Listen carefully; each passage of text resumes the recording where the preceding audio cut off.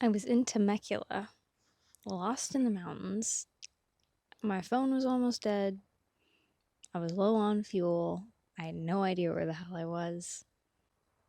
Here's what I learned that day, and 4 other things I wish I knew before my first long haul trips. First and foremost, number one, before you even hit the road, map out your gas stations. I don't know about you, but I started on something with a really small tank, like 3 gallons. Okay, that was weird. The camera just decided to stop recording for some reason. Back to what we were doing. Map out your gas stations. I cannot stress this enough. You don't want to be caught on the side of the road without fuel. It's not good for anybody. So, you're planning your trip. Look where the locations of the gas stations are. Plan, hey, I'm going to stop here at this one, and then the next one's in 50, 100 miles. I'm going to stop at that one. Based off your gas tank, your need to stretch your legs. That is numero uno. Before you even hit the road, before you even think about your long haul trip, map out your gas stations, okay? Okay. And number 2, this is something I struggled with because I thought, hey, I need my whole house packed with me when I leave. No, you don't. Okay? Look, my thing was clothing. I was like, I don't want to stink on this trip. You're on a motorcycle. Nobody's going to smell you, okay? Bring the essentials. You know, a first aid kit, pack light on the clothing, bring snacks. If you're camping, your camping gear. So your tent, your sleeping pad, sleeping bag, pillow if you want it. I usually bring a travel pillow and I stuff it inside the hood of my sleeping bag, and I'm like a cozy little caterpillar in a cocoon. It's great. And depending on where you're going, a sat phone. It's not a bad thing to have, a way for people to contact you. Charger. This is the first bike I've had where I've been able to charge my phone via my bike. We'll get to a story about that later, about the importance of making sure your devices are charged. Bring a map. You never know. You never know. I know maybe that's died. We've got all this technology. Bring a map or a GPS, but paper can't die. If you think you need 5 shirts and 5 pairs of underwear and 10 pants, no, you don't. Just rock the same maybe t-shirt or 2 and pants, and you're going to be fine. Because you know what? It's not about that. It's about enjoying the views and being on your motorcycle and having fun. It's not about anything else. I would bring extra socks, though. Extra socks is good. I don't know about you, but I got a weird thing about wet feet. So, extra socks, maybe some rain gear. Pack some rain gear. Rain gear is good to have. So, I know this is a weird tangent, and we've kind of gone all over the place, but to break it down for you, clothing, keep it light. A t-shirt or 2, a base layer, something warm, socks, underwear, pants, and a pair of breathable shoes to change into when you get to your destination, to let them hogs breathe. Important.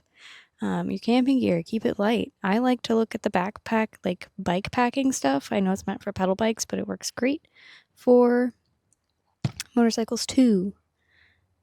Snacks, food, freeze-dried meals, whatever it may be, or eat out along the way if that's your vibe. That's not my vibe, because I got allergies out the wazoo, but if that's your vibe, do that.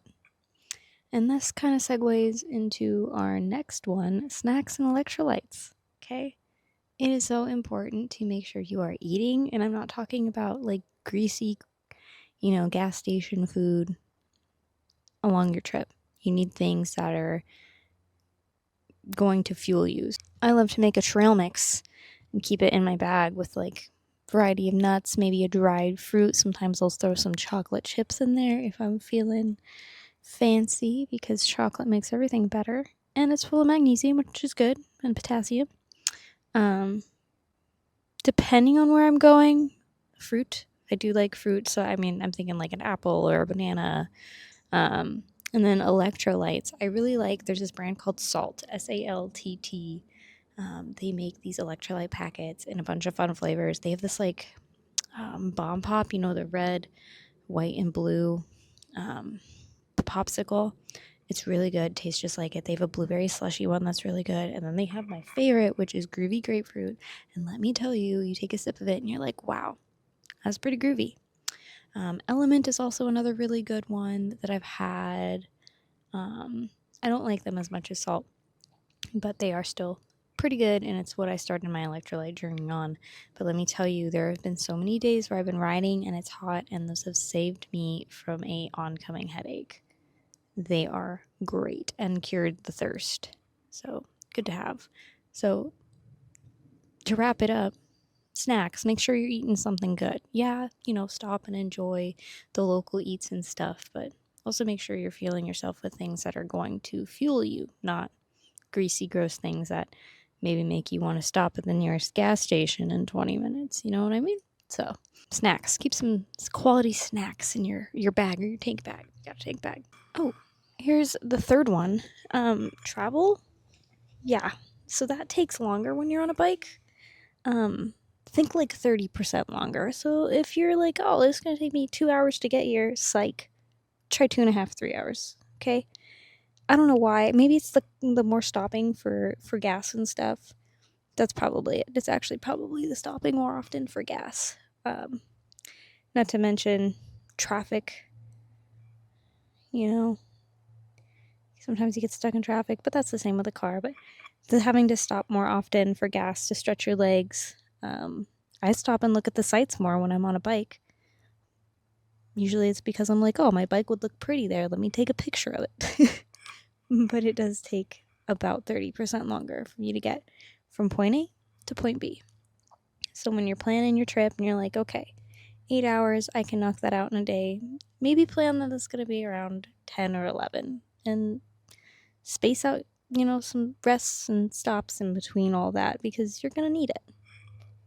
Which, to add to that, stop and rest. This is number 5. Number 5, stop and rest. The road's going to be there, the sights and attractions are going to be there, but you will not be there if you're tired and drowsy on your motorcycle. So stop and rest. Look up some tourist attractions. Look up some. I love like some of these scenic pullouts in Alaska. We've got all these viewpoints that usually have parks and picnic tables and a nice little hike. Stop and soak it in. Get to know the area you're in, and stretch your legs. Sit down in a non-motorcycle position and soak up the area again. It's very important. And if you have the ability, sleep for the night. If you're tired and drowsy, that destination you're going to get to, it's going to be there tomorrow. So stop and sleep and take care of yourself, because you make more mistakes when you're impaired and tired. And what sparked this was I was on a trip. This was my first long haul trip, and I chose to do it 6 months into my motorcycle journey in a whole other state, alone. God, that's stupid. Yeah, I know. Okay. But I wanted to go to Babe's Ride Out in Borrego. And so I rented a bike in Orange County, and I rode it through Temecula down into Borrego Springs, and I learned so much about myself on that journey. And that's another thing. You're going to learn so much about yourself on a long haul trip on a motorcycle. It is like the most self-discovering journey I've ever been on. Like, I learned how I am in pressure situations, how I am when I'm lost, when I really have nobody but myself in that moment. And what had happened was I was coming back from the event. And so I was tired. I should have stopped and rested, but we pressed on. And at this point, I had split up from the group that I had left the event with. And I was like, okay, I need to go up into the mountains of Temecula, come back down, and I'll go into Orange County, because it was a beautiful ride. And I ended up somewhere, I don't even know. I had my GPS, my phone was on like 5%, and I didn't have a charger. I was on a little Honda Rebel 500, I think it was a 2017. So at that point, I was on this road, not knowing how to get out. It felt like every road I went down was the same as the last, and my GPS kept losing signal. I had like no signal where I was at. And I finally came up to this road and there was a cop, and I knew I had to turn right, but there was an accident, so I couldn't turn right. And so thank God for this officer. I was like, sir, I am lost. I am from Alaska. I don't know where to go. And he was able to give me directions, and I did find my way out, but I think I was lost in those mountains for like 2 hours. Now, mind you, in that moment, I was like, I just want to go home. That was all I wanted. But looking back on it now, that was probably one of the most beautiful roads. God, there's so much going on down this road. There's like construction or something.